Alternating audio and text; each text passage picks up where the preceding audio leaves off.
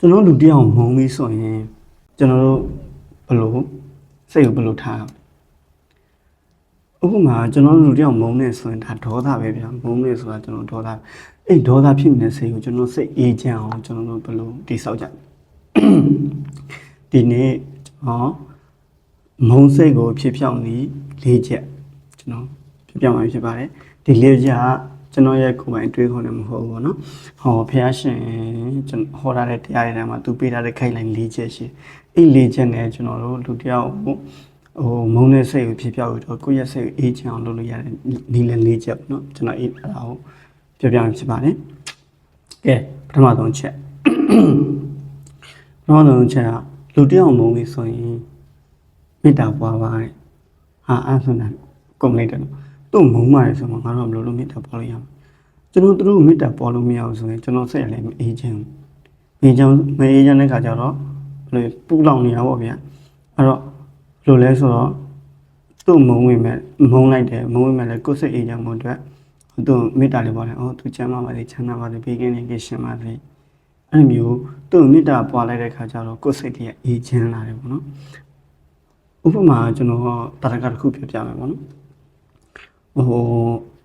မေတ္တာပွားရဲ့အကျိုးသက်ရောက်မှုဘယ်လောက်ကြီးမားလဲဆိုတာပေါ့နော်ဟိုတခါတော့ဖျားရှင်လက်ထက်ပါနော်ဒီတခါတော့ရဟန်းနေရာသူကတော်ထဲမှာအဲ့လိုမျိုးတရားသာအားထုတ်ကြတယ်ပေါ့နော်တော်ထဲမှာတရားသူကဘယ်မှာပဲနေရတစ်ပင်အောက်မှာနေပြီးတော့မျိုးတရားအားထုတ်ကြတယ်ပေါ့တရားထုတ်တဲ့ခါကျတော့အဲ့ရဟန်းနေရာသီလနဲ့ပြည့်စုံတဲ့အခါကျတော့အဲ့ဒီတစ်ပင်ပေါ်မှာဘုံပိမှန်လုပ်ပြီးနေရတဲ့ရုပ်ကဆိုတဲ့သူမနေနိုင်ကြဘူးရဟန်းနေရဲ့သူဘုံကန်တယ်သူတို့မနေနိုင်ကြဘူးမနေနိုင်တဲ့ခါကျတော့သူတို့ရဟန်းနေရဲ့အတစ်ပင်မှာနေသူတို့တစ်ပင်ပေါ်မှာမနေရဘူးသူတို့ရဲ့ဘယ်လိုလဲပိမှန်ပူလဲပေါ့ဗျမနေနိုင်အဲ့တော့သူတို့အောက်စီမီနေရအေးရဟန်းနေလိုက်နေရဟန်းနေဆုံးကြတော့ရင်တော့သူတို့ဘုံပိမှန်ပြန်နေလို့ရတယ်ရဟန်းနေပြန်လာပြီးတော့အေးတရားထိုင်နေဆိုရင်သူတို့ဘုံပိမှန်နေလို့မရဘူးအင်းညလို့ပေါ့အိမ်မှာတရားထိုင်နေသူတို့ဘုံပိမှန်နေလို့မရနေလို့မရတဲ့ခါကျတော့သူတို့ကနဲ့တရားစိတ်ဆူလာငါတို့ဘိဗံကိုကောင်းကောင်းလေးမနေအောင်သူဘယ်တရားလာအောင်ထိုင်ငါတို့လည်းအပေါ်မှာလည်းနေလို့မရအောင်ဆိုတဲ့အခါကျတော့သူတို့ဒီရန်နေငါတို့6လက်မှရတော့မယ်ဆိုရင်နဲ့တရားလိုမျိုးအတွင်းဝင်လာတယ်ပေါ့နော်အဲ့လိုအတွင်းဝင်တဲ့အခါကျဒီရန်နေလို့မရအောင်သူတို့ဘယ်လိုလုပ်တယ်ဆိုတော့ဒီမကောင်းတဲ့အတန်တွေမကောင်းတဲ့အနံ့တွေလိုမျိုးထုတ်လွှင့်ထုတ်တဲ့အခါကျတော့ရန်နေကသူတို့အဲ့မှာသူတို့တမာတိမရတော့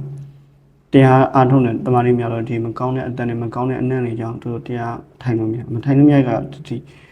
တောထဲနေပြန်သွားထွက်သွားကြတယ်ထွက်သွားပြီးဘုရားရှင်ကြီးရောက်ဘုရားရှင်ရှောက်ကျွန်တော်တို့တောမှနေတာဒီလိုဖြစ်တယ်ဗျာဒီမကောင်းတဲ့နံ့နဲ့မကောင်းတဲ့သူတမာရီမရဘူးပေါ့လေအဲကြောင့်သူတို့ဒီဥစ္စာပေါ့နော်ပြန်လာတယ်ပေါ့နော်ဘုရားရှောက်အဲ့ဒါတဲ့ဒီnetတရားစိတ်ဆိုးလို့ပေါ့နော်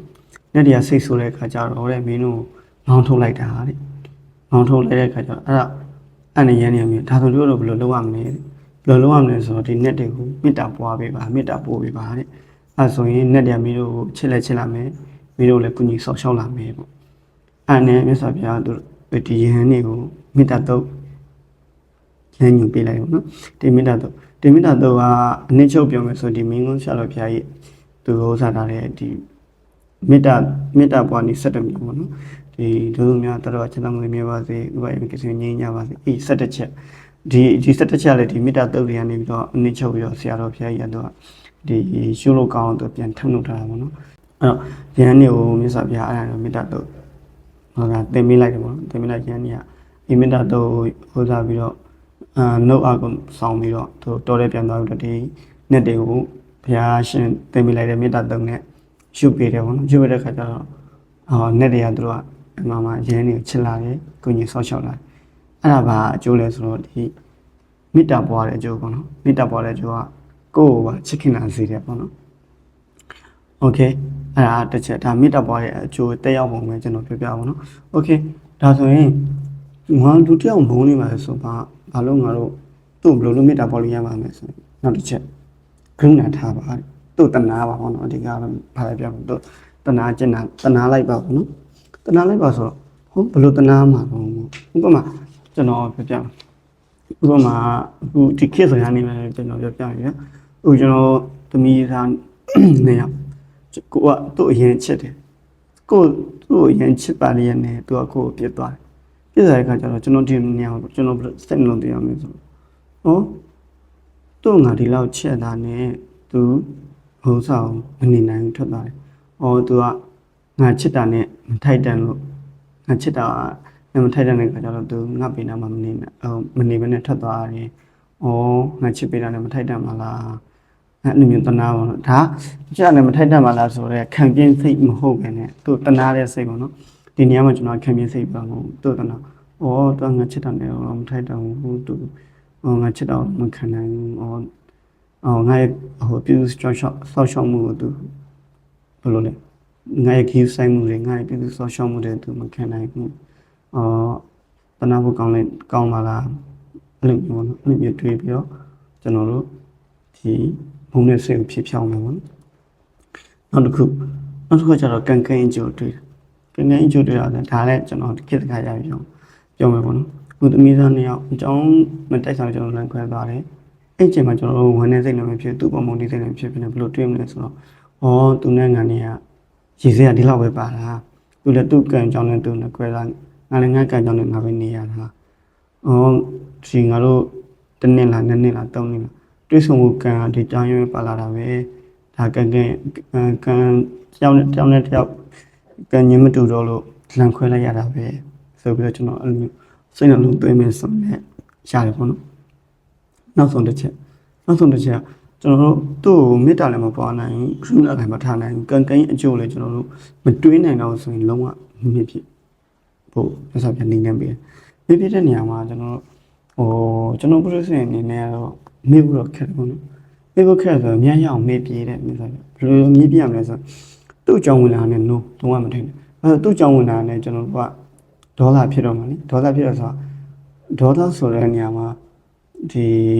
ဘယ်လိုလဲသူ့ထိခိုက်ဆိုတဲ့စိတ်ဒေါသတစ်ခုလည်းမဟုတ်ကျွန်တော်သူ့အကြောင်းတွေကျွန်တော်တို့ဝန်းနေလာတယ်ငိုကျင်လာတယ်ဆိုရင်ဒီတော့ complete တွေပါဆိုရင်ဒေါသတွေမှာကျုံနေမုန်းတဲ့စိတ်ဒီမှာပြန်မုန်းတဲ့စိတ်ရမှာအကျုံးနေပေါ့နော်အဲ့တော့ပြောအဓိကပြောချင်ပူလောင်တာပဲပေါ့နော်ဒေါသပူလောင်ဒီငိုကြွေးတာလေသူ့ကိုတတိယစိတ်နဲ့ငိုကြွေးတာလေပူလောင်တာပဲငိုတာပဲငိုတာဆိုတော့လေဒီဒေါသတွေမှာပါတာပဲမုန်းတဲ့စိတ်တွေမှာပါတာပဲအဲ့ကြောင့်သူ့ကြောင့်ဝင်လာတဲ့ no လုံးဝ break လိုက်ပေါ့နော်လုံးဝ break ပြီးတော့ no နဲ့သူ့ကြောင့်လည်းပေါင်းလာဒီချိန်မှာတတိကပ်တယ်လို့တော့ပေါ့နော်သူ့ကြောင့်တွေ့လိုက်တာနဲ့စိတ်တမျောသွားပြီးတော့ဝမ်းနဲ့ငိုလာရင်လည်းဒါကိုပူလောင်တာပဲနိဟုတ်တယ်မလားတတိကပ်လို့တော့လို့တာပေါ့သူ့ကြောင့်အာယုံနဲ့ပေါ်လာတာနဲ့ no လုံးဝ break လိုက်အခြားအာယုံပြောင်းလိုက်ပေါ့နော်အခြားအာယုံပြောင်းလိုက်အဲ့လိုမျိုးကိုပိုက်ကိုဟာတာကြည့်မလားအဲ့လိုမျိုးဒါမှမဟုတ်တကယ်ချင်းနဲ့ပဲဖုံးပြောလိုက်မလားအဲ့လိုမျိုးအမေလေးနဲ့ပဲအဲ့လိုဖုံးပြောလိုက်မလားဒါမှမဟုတ်အလုပ်ပဲတစ်ခုလုပ်လိုက်မလားကိုတူတဲ့ကြောင့်အဲ့လိုမျိုးပေါ့နော်အဲ့လိုမျိုးသူ့ကြောင့်လုံးဝမပေါ်လာအောင်လုံးဝမေ့ပြေးလိုက်အဲ့လိုမျိုးဆိုမေ့ပြေးဖို့ဆိုတာလေခက်တော့ခက်ပေမဲ့အချိန်ကြာသွားရင်သူ့ကြောင့်မတွေးပြတော့ရင်လုံးဝမပေါ်လာတော့ကိုယ်လုံးနဲ့ကိုရှုံနေတာပဲဖြစ်ကိုတွဲကြောင့်လုံးနေတာပဲဖြစ်အဲ့လိုမျိုးစိတ်ပြောင်းလိုက်ခဲ့ဆိုရင်သူ့ကြောင့်ကိုရှိတွေးမလားအဲ့တော့အဲ့ဝင်လာတဲ့ခါကျတော့ကျွန်တော်ရှင်းမှာသူ့ကိုမုန်းတဲ့စိတ်နဲ့သူ့ကြောင့်မမုန်းတာသူ့ကိုမုန်းတဲ့စိတ်နဲ့မရှိတော့ဘူးတော့ကြောင့်သူ့ကြောင့်တွေးပြီးတော့ဝင်နေကြတယ်မရှိတော့ဘူးဆိုတော့ကျွန်တော်ရှင်းမှာဒေါသစိတ်တွေမရှိတော့မုန်းတိစိတ်တွေမရှိတော့ဘူးပေါ့နော်အဲ့လိုမျိုးဆိုတော့ဒုတိယမုံပြီးဆိုရင်ကျွန်တော်ဒီနီလန်၄ချက်ပေးတာပေါ့နော်ဒီနီလန်၄ချက်ကပထမတစ်ချက်ကမေတ္တာပွားမယ်ဒုတိယချက်ကကရုဏာထားမယ်တတိယချက်ကကံကံအကျိုးတွေးရမယ်နောက်ဆုံးချက်ကျတော့ကျွန်တော်လုံးဝမြင့်ပြလိုက်ရမယ်ပေါ့နော်ဒီ၄ချက်ကိုစုပ်ကန်ထားပြီးတော့မှလူတယောက်ကျွန်တော်မုံနဲ့ဆိုရင်ဒီနီလန်၄ချက်တွေကတစ်ချက်နဲ့ပေါ့နော်၄ချက်တလုံးမဟုတ်တစ်ချက်နဲ့အဆင်ပြေဆိုရင်ကိုယ်နဲ့ကိုင်းညီမယ်ဟာတခုခုနဲ့အဲ့လိုမျိုးကိုယ်နဲ့ကိုင်းညီမယ်တခုခုနဲ့မုံစေကိုဖြည့်ဖြောက်လို့ရတယ်ပေါ့နော်ကဲကျွန်တော်ကတော့ဒီနေ့ channel လေးလောက်ပဲအားလုံးလည်းဖူတူတာတို့ရအမြင်တိုးမယ်လို့လည်းယုံကြည်ပေါ့နော်โอเคနောက်ညောင်းပြန်တွေ့ဒီနေ့တော့ဒီလောက်ပဲဘိုင်